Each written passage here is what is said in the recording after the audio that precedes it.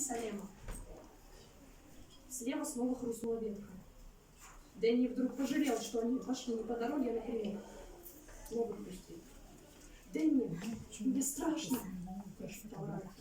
«Не глупи, пошли», — ответил брат. Они продолжили. Под ногами скрипели сосновые иголки. Дэнни мысленно уверял себя, что никакого хруста не слышал. Ему просто померещилось. В висках гулко стучала кровь, по коже бегали мурашки. Дэнни стал считать шаги. До Джойнтер-авеню всего 200 шагов, а домой они вернутся по улице, и этому хлюпику уже не будет страшно.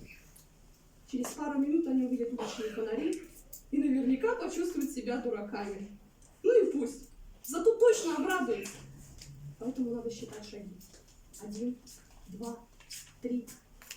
Тишину леса разорвал истошный вопль Ральфа. «Это он! Призрак! Я его вижу!»